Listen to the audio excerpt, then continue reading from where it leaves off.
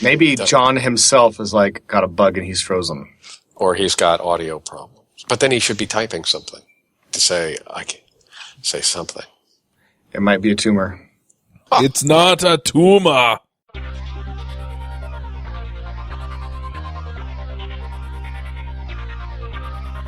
Does your team need to master AngularJS? Oasis Digital offers Angular Bootcamp, a 3-day in-person workshop class for individuals or teams. Bring us to your site or send developers to ours, angularbootcamp.com. This episode is sponsored by Wijmo5, a brand new generation of JavaScript controls. A pretty amazing line of HTML5 and JavaScript products for enterprise application development in that Wijmo5 leverages ECMAScript 5 and each control ships with AngularJS directives. Check out the faster, lighter, and more mobile Wijmo 5. Hey everybody, and welcome to episode 36 of the Adventures in Angular podcast. This week on our panel we have Joe Eames. Hey everybody. Ward Bell. Hello. John Papa. Hey everyone. I'm Charles Max Wood from devchat.tv. Quick reminder, if you're into Rails or you want to support the show, go check out devchat.tv/Kickstarter. This should come out like the last day of the campaign. So we also have a special guest this week, and that is Julie Ralph. Hey guys. Do you want to introduce yourself really quickly, Julie? Yeah, sure. My name's Julie. I am a dev at Google, and I work up in the Seattle office. And I work with the Angular team on testing. Specifically, I'm the author of Protractor, the end-to-end testing framework. And I also work on general code and continuous integration, health, and developer productivity for Angular and teams using Angular at Google. What does that larger charter mean? Because that's interesting. What do you do for outside of Protractor for productivity and health and all that? Yeah, that's a good question. Angular Health sounds like, is Angular Health like making sure Igor and Mishko get their exercise in? What is that? So there's a lot of setup and process that the Angular project itself has in terms of how it generates its own documentation and how it tests itself. And so I do a lot of helping out with how that gets run using Travis and then connecting to services like Sauce Labs and Browser Stack to get actual browser VMs, how we report results, how we make sure that PRs that go through get test results in a reasonable amount of time, and reducing flakiness is one of the really big things that we're focusing on right now for that whole setup. Reducing flakiness. Wow, that sounds noble. How did you, I don't want to say stumble in, because I stumble into everything. How did you get into this game? Like, before, where did you come from, and how did you find this role at Google? I think stumbling would be fair. I've been at Google for about the past almost 5 years now, and I was working on one of the projects internally that was using Angular back in the 0.9 pretty early days, before it got really big and a lot of people knew about it and knew how to use it. And so back then it was really easy to go get the attention of Igor and Mishko. And I was working on testing for this project and finding that the solutions back then for end-to-end testing, which was the Angular scenario runner, were really not having the full feature set that our team needed, and didn't support a lot of the things that I saw in other tests at Google, which were based on WebDriver and had native events and a lot more support for not having to specifically host files for testing on your server. So I went down and I talked with Mishko and Igor and Vojta, and I said, hey, I would like to make this better. I'd like to make a more general solution for end-to-end testing. And I think they said sure and thought I would, forget about it pretty soon. But I was really interested and ended up working on it and have been able to just keep doing that. So now I work pretty much full-time on Protractor and related projects. That's an interesting trajectory. The very idea that you could sort of be inspired by a problem and then go pitch it and take over, is that common in the culture? I think so. And I think I definitely got lucky that it worked out that I'm able to be working on this full-time. But Google is very much one code base, one engineering culture, and everything is open to everyone. So if you see a problem somewhere, you definitely can go and say, hey, if I have the bandwidth to fix this, will you help me out with it? And that's very, very supportive. Well, that brings us to Protractor itself. And so those of us out here sort of know it has something to do with end-to-end. Those of us who have tried end-to-end in the past have felt burned several times and think that is just like, it's hard enough to get anybody to test anything in the first place, and oh my, to deal with a DOM and the real thing, that's just got to be fraught with peril.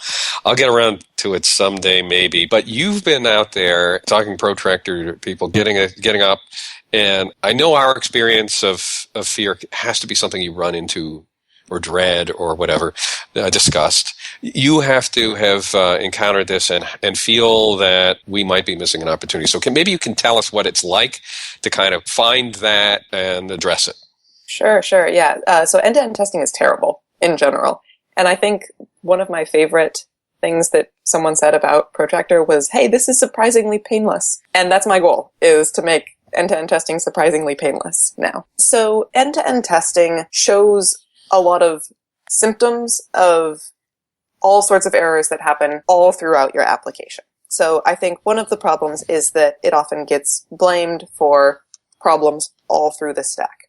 For example, when you're developing some sort of project, you probably have some way to set up a local instance of it so that you can mess with it on your own machine while you're developing without polluting the database somehow.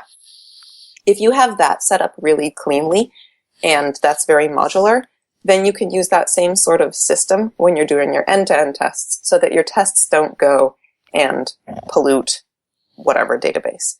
But if you don't have that set up, it's going to be harder to set up your end-to-end tests. So that's a bigger problem than just testing, but it's something that can easily show up when you're finally trying to write those E2E tests. But beyond just those issues, most end-to-end tests, I would say that the industry standard for web page tests right now is using WebDriver, which is what Protractor does. So in the end, it's built on top of WebDriver. WebDriver is a tool that defines an API between tests and browsers, and then tries to implement those API actions, which are things like clicking on an element, getting the text from an element, etc. WebDriver is a standard for how those should be implemented and how, all browsers should respond to them. And they attempt to respond like a browser would respond to a native event. So actually clicking on it as opposed to just triggering a click event. There's some subtleties in there that would make it actually act differently, like a real user clicked on it. So Protractor is built on top of that. WebDriver has a limited API and often runs into issues where you get things like race conditions because the web page is slow or something else happens. So what Protractor does is it's built specifically for Angular applications. And since we know more about a site, given that it's based on Angular, than we know about any generic page on the internet, we can do smarter things. So we have hooks inside Angular that Protractor uses to ask, when is the page stable? And things like, how could I find an element based on some binding string that's bound to a string user, for example. So we use those hooks to try to make testing more stable and less flaky. And then Protractor also has a whole command line runner, and that helps with getting WebDriver set up and running tests and getting good output from tests. So help me clarify that. I'll tell you what, when I've used other tools, I usually end up sort of having to, I think you said it, but I want to know, I'm trying to script it, and usually the problem, one of the reasons I hate it end to end is that my scripts don't last very long before they're all broken. But it's like I'm trying to find the button with ID equals foo and da-da-da-da. And what you're saying is that Protractor allows me to script things in Angular terms and somehow? And if that's so, what are kinds of the things that make my scripting less brittle, more functionally focused, make it easier for me? Yeah, exactly. So if you have a page in Angular, we know a lot about what your template looks like, right? You probably have bindings using curly braces or the ngbind directive, and you probably have models in your forms using ngmodel. So with Protractor, you can locate elements using either a string match for what the binding is or for what the model is.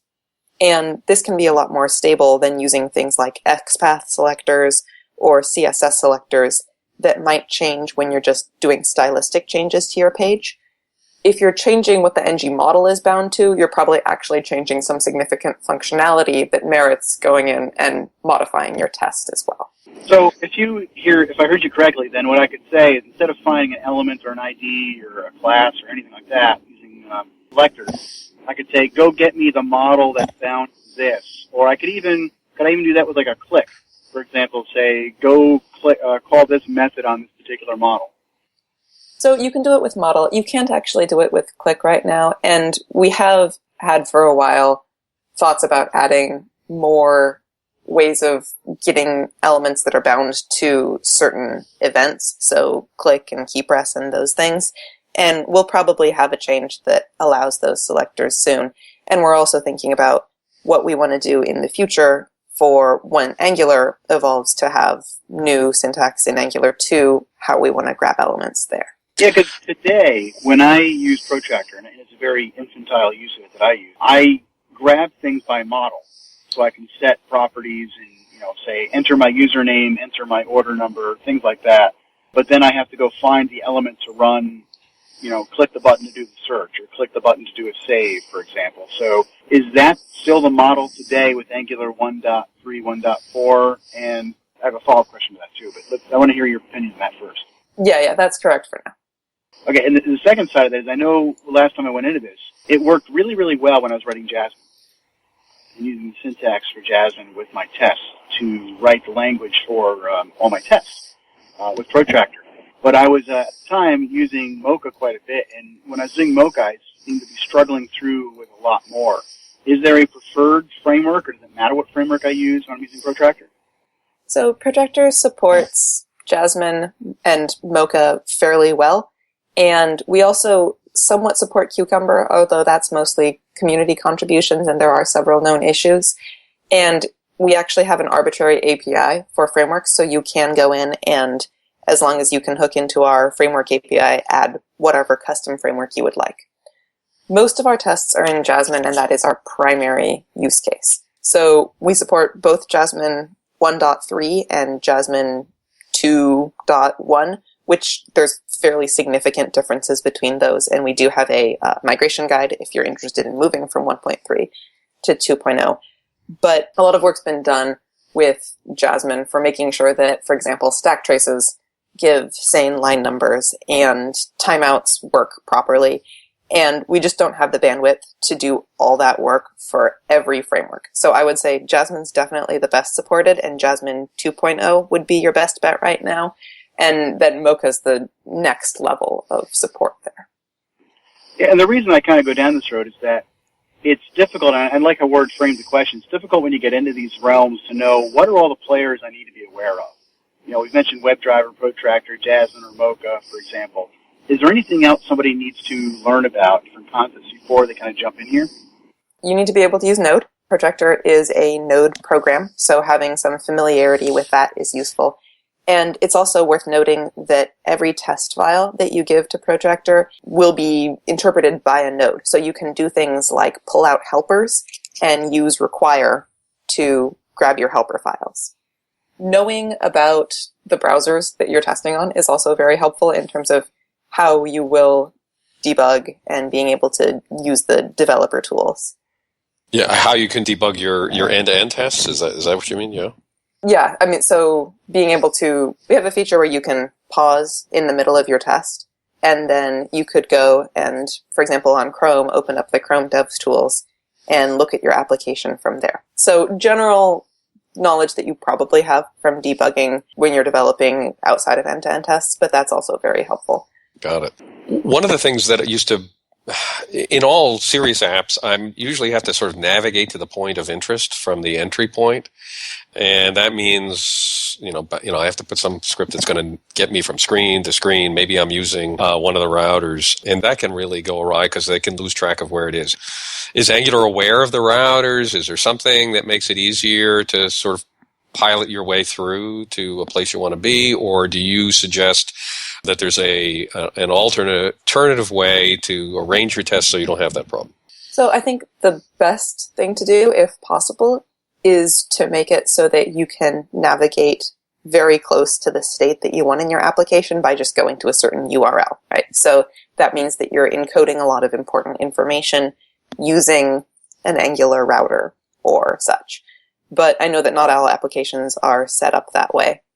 So you often do have situations where you have some sort of large before test block that will actually just be navigating to a certain location. And there's not really much that you can do about that if that's how a user would have to get to that state that you're testing anyway. One thing that can also be helpful is I've seen a lot of tests where they're doing a lot of data hydration before every test. So that might mean something like, I have to set up an account and set up a user before I can actually make my test run. Yeah. And often doing that through the UI is, first of all, it's going to be slow and it introduces more places where you might get flakiness. So that's generally not the best way to do it. I think a good solution there is if you have an API, you can have Protractor just go ahead and make an HTTP call to your API to get your users set up, etc. You don't have to go through the browser just because you can.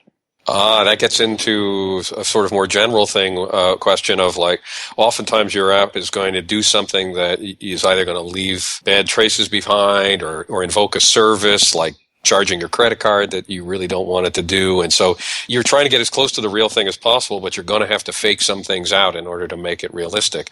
There are ways to do that in Protractor, and how do I learn about those? The primary way that we have to do this is using mock modules. So when you load an application, which is an Angular page, using Protractor, it actually has a step before Angular bootstraps itself where Protractor will load in any mock modules that you specify in your test, which means that those can override the modules that exist on the Angular page. So for example, if you have a service which calls out to charge credit cards, you can override that service from your test without actually changing the website code at all. So that's mock modules. You can look for that in our API documentation, and we have some example tests that are using that in the repo. And yet the rest of it would be the real app. I mean, the true end-to-end, but you would just be sort of swapping out that one little piece. And exactly. Another technique is kind of what I was referring to earlier, though, about having a good environment set up for development, where when you're manually poking around, you're not making some charges to a credit card, right? So you probably want a more general way to set up an environment that's not messing with important data. At what stage do you recommend that people start using something like Protractor instead of, getting in and writing their unit tests? Yeah, that's a great question. I think that there's a tendency to think like, oh, I've heard that test-driven development is great, so I want to write unit tests first, which I love, and I want to write end-to-end tests first, which I don't really think makes sense. I think that a lot of the benefit of end-to-end test comes from replacing a manual script that you would have to go through to verify to yourself that, yeah, this site is working. So I think if you reach the point where you're doing some sort of manual verification that a page is working more than twice, it's probably about time to start writing an end-to-end script that'll do that for you instead. I think that there's a lot of benefit to getting some sort of end-to-end test set up, a really simple one, fairly early, once you can actually have a site and load up a page. Because then you're kind of forced to have that good separation of environments when you're developing so that you have a way to set up an environment that you can run your end-to-end test against. And once you have that baked in from the beginning of your development process, it's a lot easier than trying to create one once you have a whole bunch of infrastructure already set up. So a really simple test like that would be something that maybe just goes to your homepage and verifies that there is a navigation bar, and if a user is logged in, the user's name exists. So something really simple, really small test.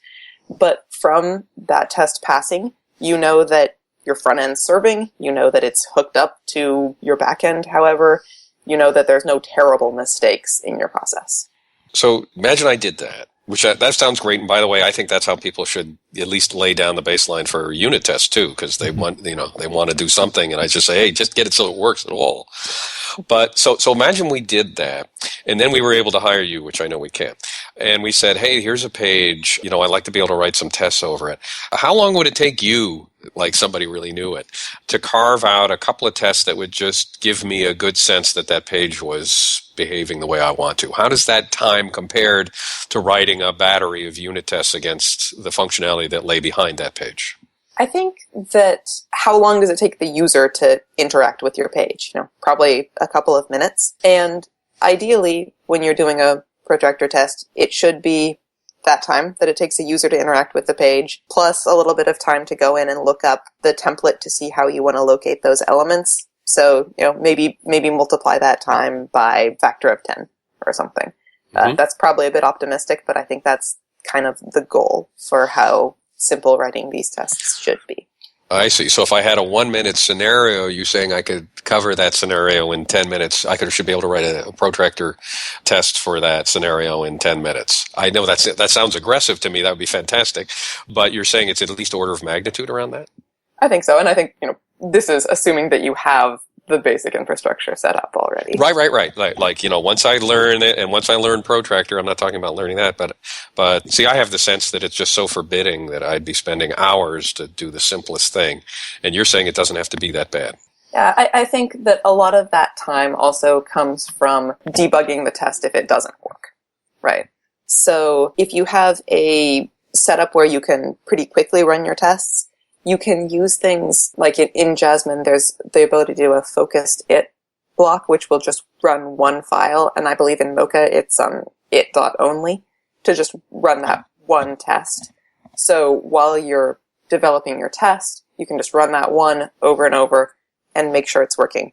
And you should always have a commit hook that doesn't let you check that in. Yes, definitely. But my tests run so fast when I have a dot only. Look, I reduced test time to 1 minute. Exactly. Yeah, I got to say, I feel like an utter failure right now because 10 minutes to write a 1 minute scenario test, and I think what I've done in Protractor has been more like 2 to 3 hours writing the ones that I've had to go through. And usually most of my time is spent not only figuring out the templates and which things to actually grab, but also it seems to me there's a couple different ways to use Protractor to obtain the templates. Which syntax, which API should I be using? Because just like Angular, there's a few different APIs to actually interact with different elements. So yeah, that's definitely true. And you could probably go through and just use CSS selectors for finding elements and have a pretty good time. I think that CSS selectors and finding elements by what they're bound to are the two most useful ones. And then element ID is good if you have IDs already in your page, or if there's some things that are going to be unique and you just want a very certain way of grabbing that one unique. Yeah, maybe some of the reason my team's had issues with that is because we're trying to do it the Angular way, I guess you almost would say. Go find it by models, when sometimes maybe just getting an ID is easier. Yeah, there's nothing wrong with that. Yeah. So I just like a normal developer, I usually try to make the framework do what I want and bend it to my will. I've got a related question where, is this bad? Is this good? Is this something you see a lot? Where I'm using Protractor to actually crank up my website and do a little bit of performance testing. Obviously, I take off the startup time of Selenium and WebDriver, but is that something you've seen people do out there? Yeah, I think it depends on what type of performance testing you're looking at. So WebDriver introduces a lot of latency in between when you request an action. So, for example, let's say a click action, and when that action actually occurs. So if you're trying to do sort of really small benchmarks in your browser where you're looking at, tens and hundreds of millisecond level performance, that's probably going to get swamped by the latency that WebDriver is introducing, and you're probably going to get pretty noisy data that's not super useful. On the other hand, if you're kind of looking at how long does it take a user to navigate here and fill some stuff out, is it 10 seconds or 20 seconds, then you're probably getting some fairly useful information in terms of how long it takes your page to load and how long it takes requests to go through your backend and come back and log you on, for example. The Angular team is working on a project called Bench Press Yes. for doing About to this ask about very that. small micro benchmarking. And that actually uses Protractor essentially just to open up the browser and then report information back from it. So it's using it just to get an instance of the browser, and then the actual performance is all done via JavaScript on the page itself. You know, one of the things that we talked about is that there tends to be a lot more setup just to even get to where you want to point the test than there would be in normal unit and integration tests. And I would expect that. The more of an integration test you have, the more setup there is usually. And now you introduce these latencies with the test is running over here and it has to talk to the browser over there. So there's this sort of usual rule when you're in Jasmine or Mocha that you have one expectation one expectation per test.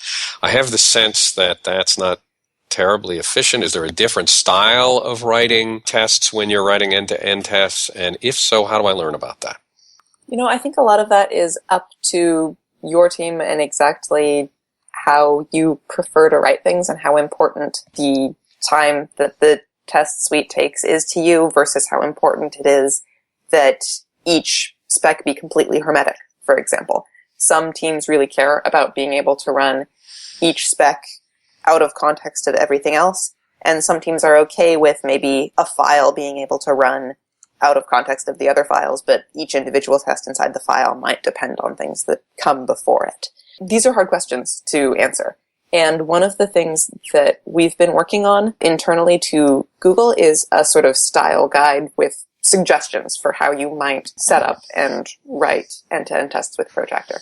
And we would like to make that available more widely and also available to comment on and change, because I think that there's a lot of teams out there with a lot of good experience. And honestly, this is one of the areas where I'm writing the tools and I work with people who use the tools, but probably the heavy users are the best people to answer that. That would be so good. You know, it would be kind of good to do a sort of have a play-by-play of that. Just watching somebody, two people at work trying to build some tests, some end-to-end tests, and sort of see what the motions are. It just feels to me that the mechanics of doing that seem like they would be different than what I'm used to going through when I'm writing unit tests. I don't know that that's true, but it just feels different, and that'd be great to have. That's a suggestion for you.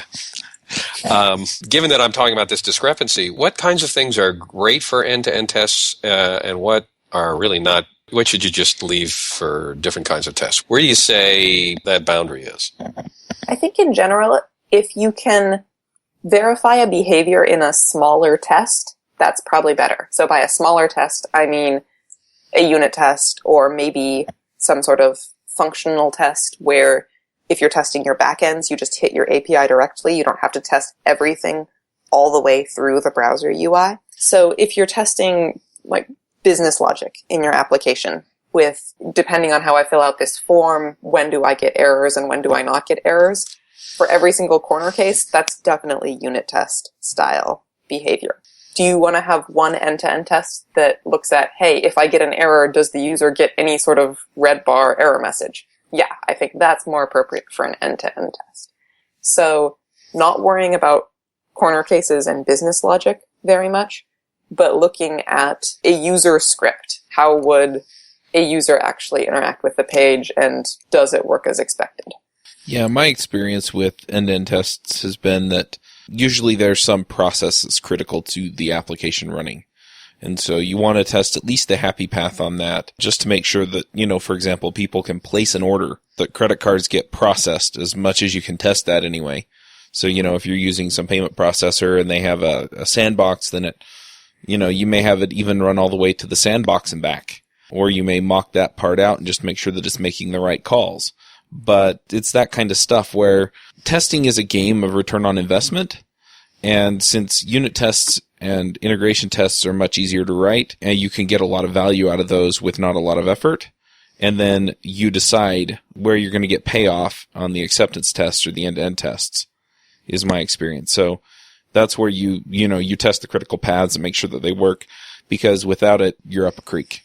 Yeah, that's absolutely, I would agree with that. Julie, is there a case study, or have you seen somebody using Protractor in a way that you, on a project that was very effective, and can you sort of describe what kinds of tests they were using there, what they asked those tests to do for them?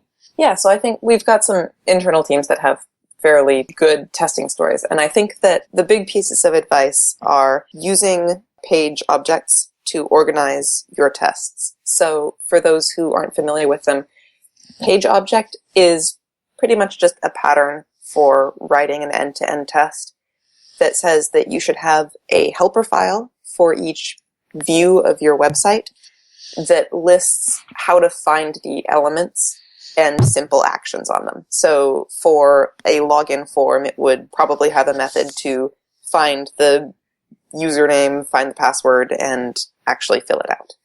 And the idea is that then your test uses that page object helper file so that your test file looks really clean, and your it block will have a method that's like, on my login page, .login, pass in a username, pass in a password, done. So that your test files are very descriptive. So I think heavy use of the page object pattern is one thing that really helps. And then the types of things that are tested are, like was said earlier, critical user stories, making sure that users can log in.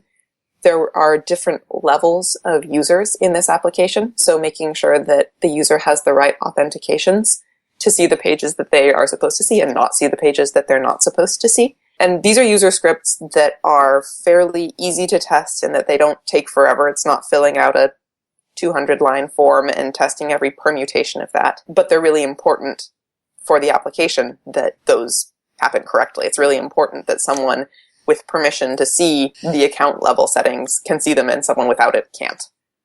Yeah, that makes sense. Do you have any horror stories for us? Everybody loves a horror story. Nothing specific, but I see a lot of people trying to test all sorts of permutations of forms. So things that I think really are better in unit tests. I think a really big red flag is if you have logic in your end-to-end tests. So for example, if you have a bunch of if statements or if you have a for loop in your end-to-end tests, you really want to take a look at that and make sure that that's not something you should be testing in a unit test. So what's happening in Protractor? Are there new releases coming down? And then I want to ask you about how Protractor relates to version 1.x versus 2. So I'm really glad you asked. We will be doing a Protractor 2.0 release today.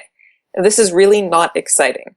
It's a very small change, but we're introducing a breaking change that we think will probably affect a decent number of users. So in respect to semantic versioning, we are doing a 2.0 release. This breaking change is basically changing the way that locating elements returns a promise. Right now, if you try to locate an element, that object, which we call an element finder, is a promise which resolved to itself. And that's not allowed by the new promise spec, and it was causing problems in a lot of areas. So we've removed that. It doesn't remove any functionality, but we think it might break several users. So that's why we've made this version 2.0. So look for that later today. And just to be clear, what you're saying is we're fixing promise functionality. 2.0 in Protractor doesn't correspond in any way to 2.0 in Angular. That's true. So yeah, this is just a major version bump for semantic versioning. It has nothing to do with Angular 2 or Jasmine 2 or version 2 of any other project. We are, however, working on support for Angular 2.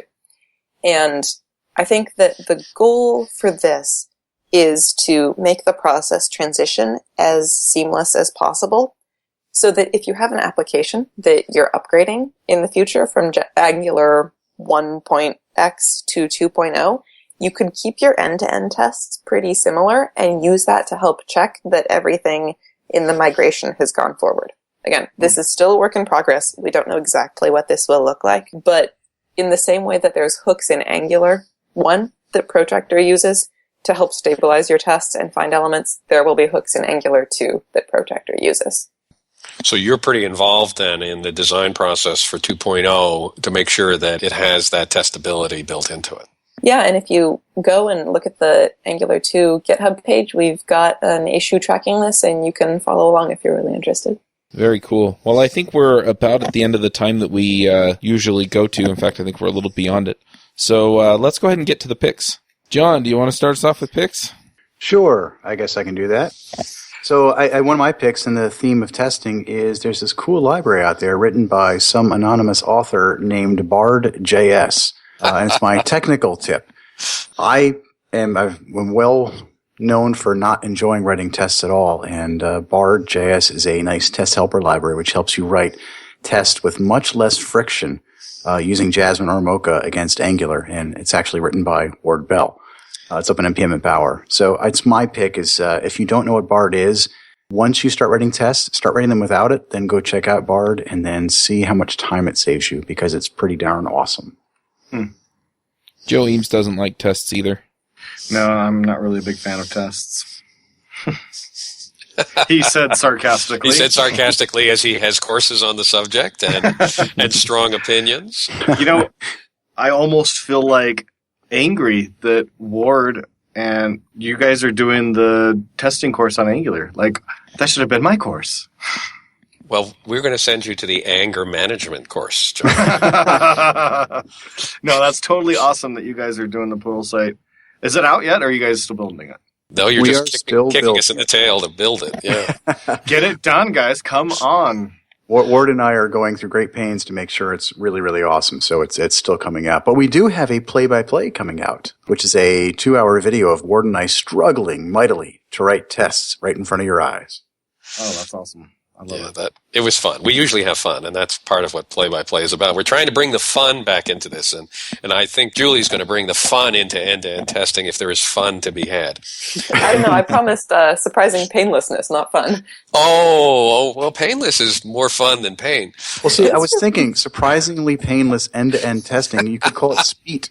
Ward, that statement is not at all true according to a movie that recently came out in the theaters. Oh, goodness. Oh, my. Well, all right. Ward, picks. I have a pick. I read an article recently about teaching and what makes for good teachers and how do we know, and how does that relate to how teachers in our schools are recognized, are they even recognized for the things that seem to be working? And so this is an article in The Guardian, and in particular it focuses on this guy named Doug Lemoff, who videotapes teachers who first they went out and they sort of said, forget what everybody's saying about these teachers. Where are the dramatic differences happening, especially in schools with poor performing kids? And then let's just go videotape them. Let's not just talk about rewarding. Let's go videotape those teachers and see what they're doing and see what are they, what kinds of things that make them different in the classroom. And this has led to a fascinating book that seems to be getting some traction out there by this guy, Doug Lemoff, and his book, which I will put in the link notes. That is my tip. Go read that, because what I'm thinking is that will also help any of us who have to share information with our colleagues or do workshops. I mean, it's not just for kids, it's for us, or at least that's what I thought. So I'll put that in the notes. Awesome. Joe, you ready with the pick? I am. All right, so as I mentioned on a previous show, I went to a board gaming convention last weekend, which was completely awesome. Awesome way to take a vacation, spend 3 days all day long playing board games. And one of the board games that I played was called Colt Express, which actually has these little cutout trains, and you have little guys that are on the trains, and you're trying to rob the train before the other people that you're playing against rob the train. And it's super fun, super easy to learn. And because it has little diagrams and your little cutout figures, it's actually really fun to watch and play. And you get to punch and shoot the other people, which was quite enjoyable. So I thought it was just a great game and just very unique. There's not an actual board, but it's not quite miniatures. It's actually like a train, a real cutout train that you have your little figures on, and they move around on the train, and it's super fun. So I'm going to pick Colt Express. Very cool. I've just started getting into ng-book, and I've really been enjoying it. I've kind of dabbled in Angular and built stuff in Angular on my own, but I wanted something that was a little bit more formalized, and it's pretty good. So I'm going to go ahead and just pick that. And I guess that's a pro tip as well. I think what's cool about NGBook too is worth saying to people is when I first bought NGBook, I did it through like the Amazon Kindle Reader option. But I think the better way to go is actually go right to their website, because the way I understand it, if you go right to their website to buy NGBook, you get all the updates. So anytime new version of Angular comes out, you get a new version as well. I can confirm that. I've been getting regular updates since I've bought the first version of it 6 or 8 months ago. That's awesome. So yeah, don't make a mistake like I did and buy it off Amazon. Yeah, go direct. Go to the source.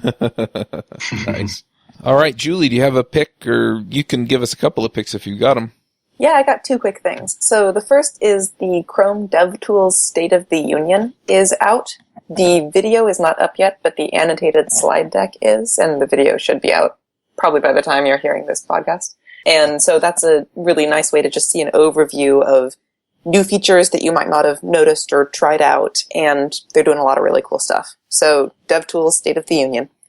And then the second thing is, I believe that when this comes out, it will be the first day of spring, and I did some digital spring cleaning, which made me super happy. So I went through and I unsubscribed from old mailing lists, and I cleaned up the GitHub issues, and I deleted things I didn't care about, and it's great. And I think we spend a lot of time accumulating things that are giving us notifications and things that we're following, and sometimes you just need to go and purge out the old stuff you don't care about so you can focus on the important things. So go do some digital spring cleaning.